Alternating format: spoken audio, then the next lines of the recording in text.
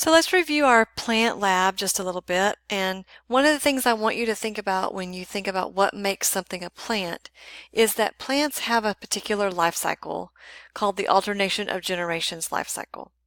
And essentially this is alternating between the sporophyte, whoops, excuse me here.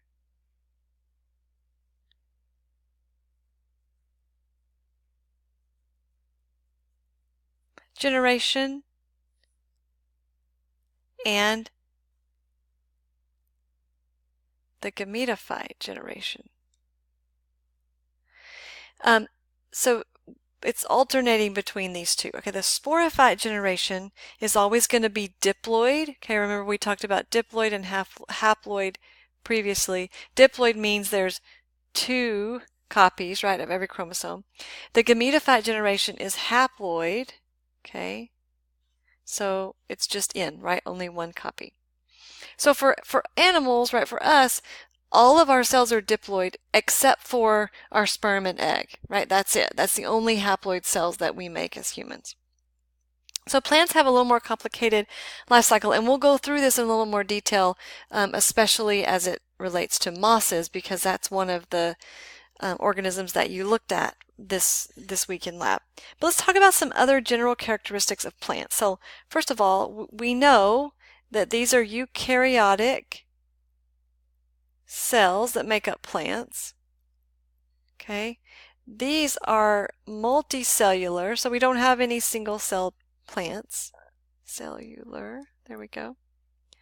Okay, all plants are photosynthetic. Okay, they're autotroph, so they take sunlight. They have cell walls made of cellulose. Okay, and they have sexual and asexual reproduction. All right, so let's talk about, there's 4 basic groups of plants. And so the first group that we want to talk about are called the bryophytes. Okay, and examples of these would be mosses, liverworts, hornworts. I'm just going to put mosses here. Now, what do these have? They have embryo protection. Okay, all plants.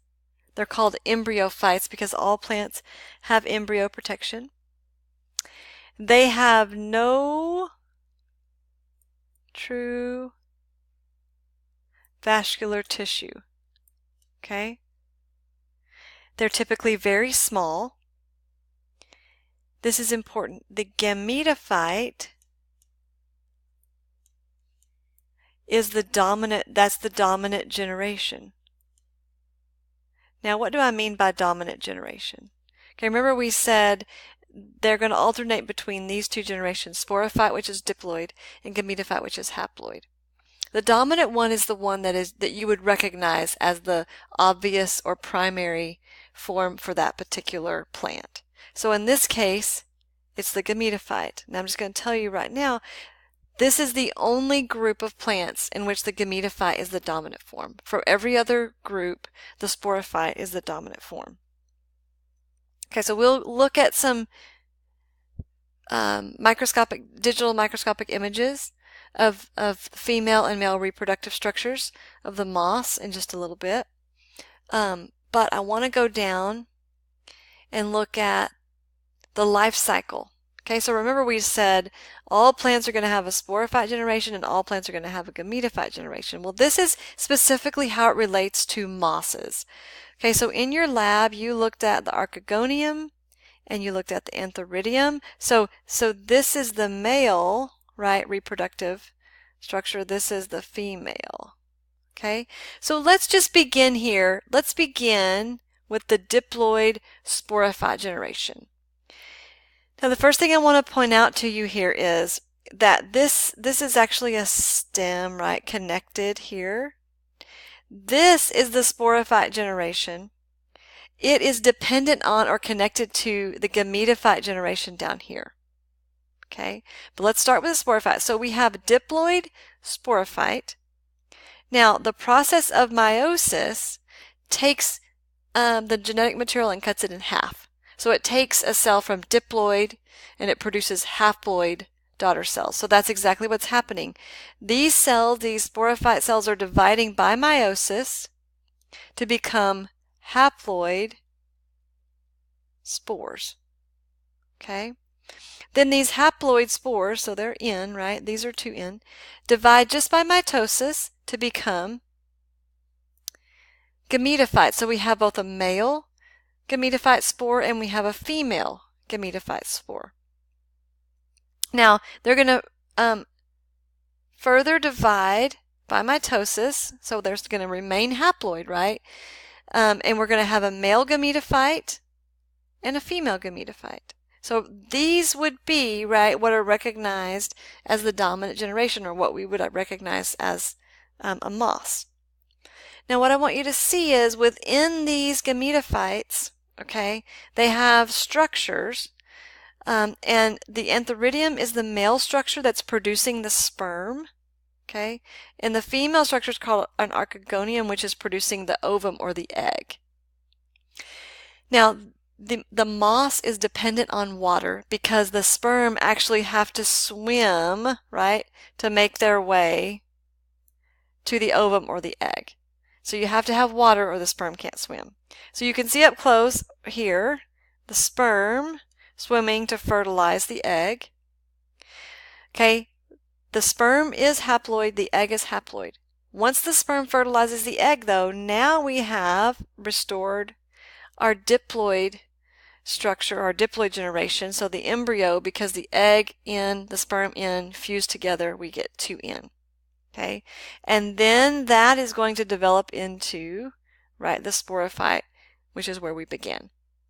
So that's an example of alternation of generations as it applies to the moss. It's similar, right? You can look in lecture to get specifics about all of the different life cycles, but they all alternate between sporophyte and gametophyte. The biggest difference between the other three is that the sporophyte generation is the dominant one, not the gametophyte. Now I want to just take us for a second to your lab, okay, where we're going to look at the archegonium and the antheridium, okay, from the moss. So start with the archegonium. This is the female structure.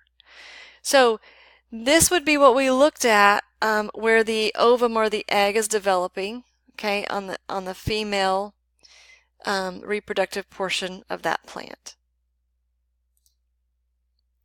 So you can see there the archegonium structure contains the ovum or the egg, where eventually the sperm will fertilize. Now this is the male reproductive structure, the antheridia, okay, and you can see as we go up in magnification, you can see the antheridia better, and then ultimately you can see where the sperm are being produced in the antheridium. Okay, so let's go back and let's talk about, so that was our first grouping of plants. I need a little more room here. Let's just go down and we'll just use this spot. There we go. Okay, so the second group of plants that I want us to talk about, okay, whoops, and these are called, we'll call these seedless vascular plants. For now, just ignore this picture of the flower. When we get to angiosperms, we'll come back and we'll talk about that. But seedless vascular plants don't apply to that particular picture. So what can you think of? You know what? A fern. Okay, these are good examples of seedless vascular plants. So just like the first group, the bryophytes, they have embryo protection, but now we get true vascular tissue. Okay, so xylem and phloem.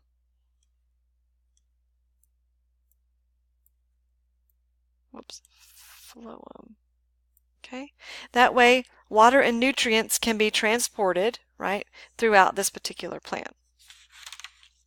Now as we move up, the next group, I'll put here,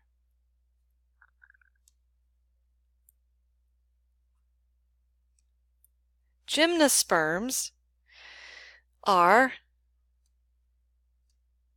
seed plants.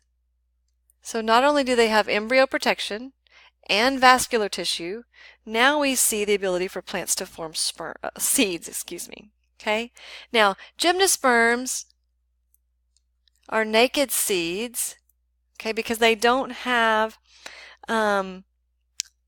anything like the ripened fruit or anything that covers the seeds. Okay, they're just naked seeds. They're pollinated by wind. Okay, so when you think about pine trees or cone-bearing trees, those are gymnosperms, right? Again, more details about that you can look at lecture. I just want to make sure we generally cover the 4 categories right here. Okay, the fourth one are going to be the angiosperms.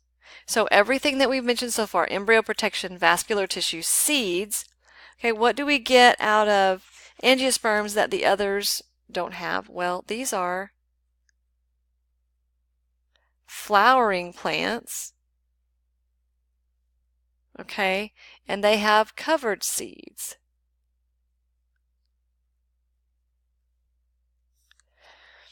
Now, essentially we have the flower, right, and we're going to have the fruit part of the plant. These are about 90% of all plant species are going to fall in this category of angiosperms. A lot of the food that we eat, including the grains that you might not think about so much, like rice and wheat, these are all angiosperms. Grass is an angiosperm. So if you don't cut your grass, right, it will actually head out, and that is a flower. It's not a pretty flower because those are pollinated by wind, but it is a flowering plant. Now we're going to talk about the structure of this flower over here because it is an angiosperm. And it has both female and male reproductive organs. So the female reproductive organ is called the carpel. Okay.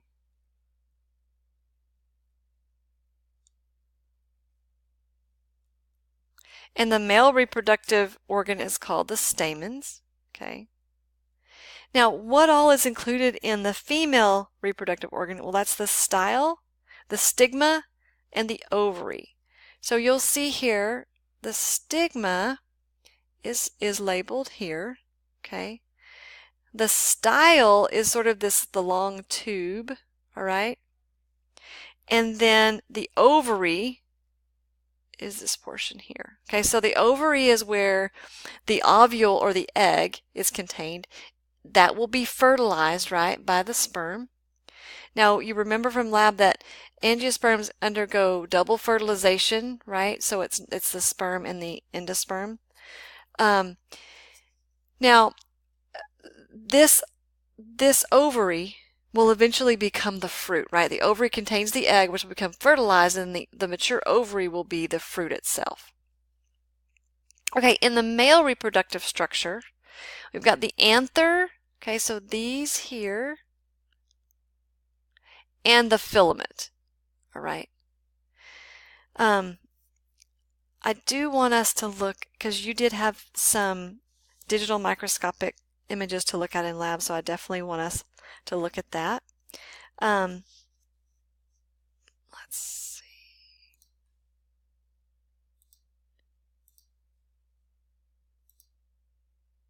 So make sure, so this is the anthers, this will be the male reproductive structure. So we're looking at pollen, right? Within this male reproductive structure, pollen grains.